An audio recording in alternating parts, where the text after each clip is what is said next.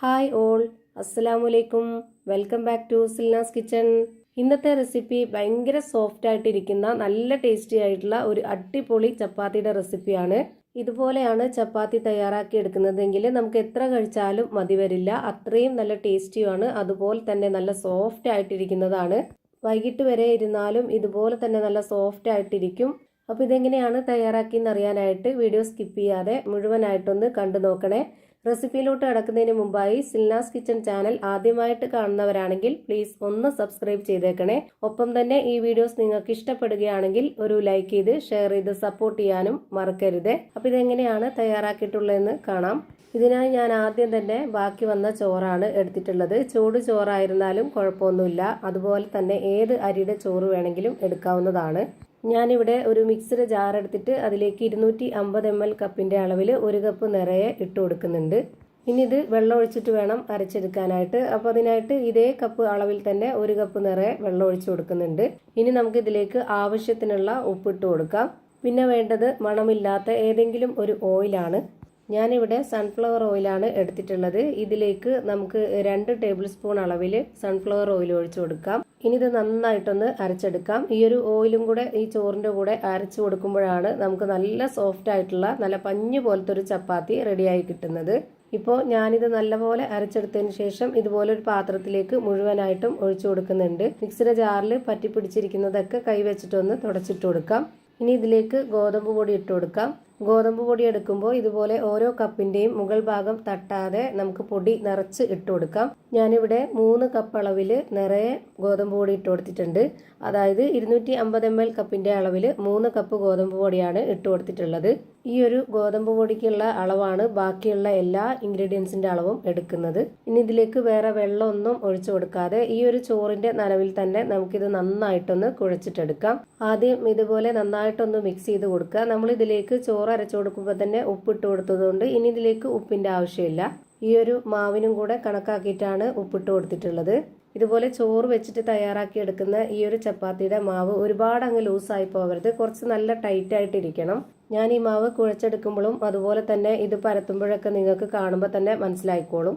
ഞാനിപ്പോൾ ഇതിവിടെ ഈ ഒരു പാത്രത്തിൽ തന്നെ വെച്ചിട്ട് നന്നായിട്ട് കുഴച്ചെടുത്തിട്ടുണ്ട്. നിങ്ങൾക്ക് വേണമെന്നുണ്ടെങ്കിൽ ഒരു കൗണ്ടർ ടോപ്പിലേക്കോ അല്ലാന്നുണ്ടെങ്കിൽ ഒരു പരന്ന പാത്രത്തിലേക്കോ വെച്ചിട്ട് ഇതുപോലെ നന്നായിട്ട് കുഴച്ചെടുക്കാവുന്നതാണ്. ഇനി നമ്മുടെ കയ്യിൽ കുറച്ച് ഓയിലൊന്ന് സ്പ്രെഡ് ആക്കിയതിന് ശേഷം ഇതിൽ നിന്ന് കുറച്ച് മാവ് എടുത്തിട്ട് ഈ ഒരു വലിപ്പത്തിൽ ഞാനിവിടെ ബോൾസ് ആക്കി എടുക്കുന്നുണ്ട്. ഓരോരുത്തർക്കും തയ്യാറാക്കി എടുക്കാൻ ഇഷ്ടമുള്ള ആ ഒരു വലിപ്പത്തിൽ തയ്യാറാക്കി എടുക്കാം. ഞാനിവിടെ എല്ലാ മാവും ഇതുപോലെ ഈ ഒരു വലിപ്പത്തിലാണ് തയ്യാറാക്കി എടുക്കുന്നത്. സാധാരണ നമ്മുടെ ചപ്പാത്തിയുടെ ഒക്കെ കറക്റ്റ് പരുവുണ്ടല്ലോ, അതിന് അത്രയും വലിപ്പത്തിൽ കിട്ടാനാണ് ഇങ്ങനെ ചെയ്തെടുത്തിട്ടുള്ളത്. ഇനി നമുക്ക് ഈ ഒരു ബോൾസ് എല്ലാം നന്നായിട്ടൊന്ന് പരത്തി എടുക്കണം. അതിനായിട്ട് ഞാൻ ഇവിടെ ഇതുപോലൊരു ബോർഡിലാണ് കുറച്ച് പൊടിയിട്ട് കൊടുത്തിട്ട് പരത്തി എടുക്കുന്നത്. ഈ ഒരു ബോർഡ് ഫുള്ളായിട്ടൊന്ന് പൊടിയിട്ട് കൊടുക്കുന്നുണ്ട്, അല്ലാന്നുണ്ടെങ്കിൽ നമ്മൾ പരത്തി എടുക്കുമ്പോൾ പൊടിയില്ലാത്ത ഭാഗത്ത് ഒട്ടിപ്പിടിച്ചിരിക്കും. ഇനി നമുക്കിത് നന്നായിട്ട് പരത്തിയെടുക്കാം. എത്രത്തോളം പരത്തിയെടുക്കാമോ അത്രയും നന്നായിട്ട് ഈ ഒരു മാവ് പരത്തിയെടുക്കുക. ഇതിനിപ്പോൾ കറക്റ്റ് ആകൃതിയും ഷേപ്പും ഒന്നും നോക്കുന്നില്ല, കാരണം ഞാനിത് പിന്നീട് കട്ട് ചെയ്തെടുക്കുന്നുണ്ട്. നമ്മൾ കടയിൽ നിന്നൊക്കെ മേടിക്കുന്ന റെഡിമെയ്ഡ് ചപ്പാത്തിയുടെ അതുപോലുള്ള കട്ടിയിലാണ് ഞാനിപ്പോൾ ഇത് തയ്യാറാക്കി എടുത്തിട്ടുള്ളത്. പക്ഷേ നമ്മുടെ മാവ് ചുട്ട് വരുമ്പോഴത്തേക്ക് കടയിൽ നിന്നൊക്കെ മേടിക്കുന്നതിനേക്കാളും നല്ല സോഫ്റ്റ് ആയിട്ടാണ് നമ്മളിത് തയ്യാറാക്കി എടുത്തിട്ടുള്ളത്. അത്രയും നൈസ് ആക്കിയിട്ടാണ് പരത്തി എടുത്തിട്ടുള്ളതെന്നാണ് ഞാൻ ഉദ്ദേശിച്ചത്. ഇനി ഇതുപോലെ തന്നെ വീണ്ടും കുറച്ച് പൊടി ഇട്ട് കൊടുത്തതിന് ശേഷം ഒരു ബോൾസ് ഇതുപോലെ വെച്ച് കൊടുത്തിട്ട് കൈകൊണ്ട് ആദ്യം ഒന്ന് അമർത്തി കൊടുക്കുക. എന്നതിന് ശേഷം ഇതുപോലെ എത്രത്തോളം വലിച്ച് പരത്തിയെടുക്കാവോ അത്രയും നന്നായിട്ട് പരത്തിയെടുക്കണം. ഞാനിപ്പോൾ ഇവിടെ എല്ലാ മാവും ഒരേപോലെ പരത്തിയെടുത്തിട്ടുണ്ട്. നമുക്കിതുപോലെ തന്നെ ചുട്ടെടുക്കാവുന്നതാണ്. ഇനി കട്ട് ചെയ്തെടുക്കേണ്ട ആവശ്യമൊന്നുമില്ല. പക്ഷെ ഞാനിത് വീഡിയോയ്ക്ക് വേണ്ടിയിട്ട് കാണാനൊരു ഭംഗിക്കൊക്കെ വേണ്ടി ഇതൊന്ന് കട്ട് ചെയ്തെടുക്കുന്നുണ്ട്, കറക്റ്റ് ഷേപ്പിൽ കിട്ടാനായിട്ട്. അപ്പോൾ ഇത് കൗണ്ടർ ടോപ്പിലേക്ക് ഇട്ട് കൊടുത്തിട്ടാണ് ഞാനിങ്ങനെ ചെയ്തെടുക്കുന്നത്. അതിനായിട്ട് ഞാൻ കുറച്ച് പൊടി ഇട്ട് കൊടുത്തിട്ടുണ്ട്, എന്നിട്ടാണ് ഈ ഒരു മാവ് ഇട്ട് കൊടുത്തിട്ടുള്ളത്.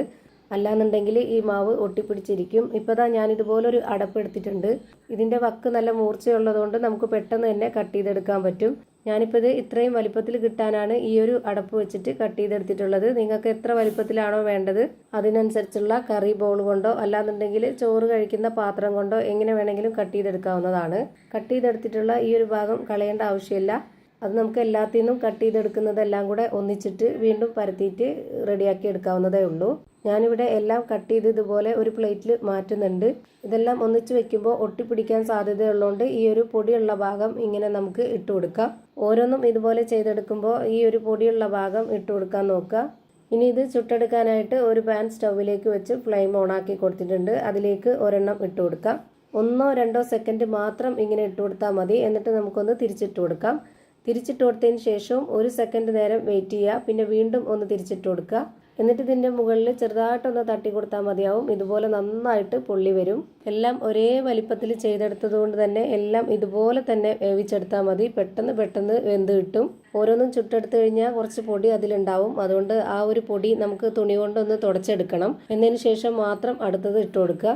അല്ലാന്നുണ്ടെങ്കിൽ അടുത്തത് ഇട്ട് കൊടുക്കുമ്പോൾ വേഗം കരിഞ്ഞു പോവും. ഇപ്പോൾ ഞാൻ രണ്ടാമത്തതും ഇട്ട് കൊടുത്തത് ഇതുപോലെ നന്നായിട്ട് പൊള്ളി വന്നിട്ടുണ്ട്. അപ്പോൾ ഇതേപോലെ തന്നെ എല്ലാം ചുട്ട് ഒരു പ്ലേറ്റിലേക്ക് മാറ്റിയിട്ടുണ്ട്. അപ്പോൾ നല്ല പെർഫെക്റ്റ് ആയിട്ടുള്ള നല്ല സോഫ്റ്റ് ആയിട്ടുള്ള അടിപൊളി ഒരു ചപ്പാത്തി റെഡിയായി കിട്ടി. ഇതുപോലെ ചോറ് വെച്ചിട്ട് ഇങ്ങനെ ഒന്ന് തയ്യാറാക്കി നോക്കുക. എന്തായാലും നിങ്ങൾക്ക് ഇഷ്ടമാവും. പിന്നെ ഇതേപോലെ തന്നെ ചെയ്യാൻ വേണ്ടി തോന്നും എപ്പോൾ ചെയ്തെടുത്താലും. അപ്പോൾ ഇത്രയേ ഉള്ളൂ ഇന്നത്തെ വീഡിയോ ഇഷ്ടമായാൽ ലൈക്ക് ചെയ്യാനും കമൻറ്റ് ചെയ്യാനും ഷെയർ ചെയ്യാനും മറക്കരുത്. അതുപോലെ തന്നെ ഞാനിടുന്ന പുതിയ വീഡിയോസ് നോട്ടിഫിക്കേഷനായിട്ട് കിട്ടുന്നതിന് വേണ്ടി സബ്സ്ക്രൈബ് ചെയ്ത് ബെല്ലൈക്കൺ അമർത്തി അതിൽ ഓൾ എന്ന ഓപ്ഷൻ എനേബിൾ ചെയ്ത് കൊടുക്കാനും മറക്കരുത്. പുതിയൊരു വീഡിയോയുമായി വീണ്ടും വരും. Thank you for watching.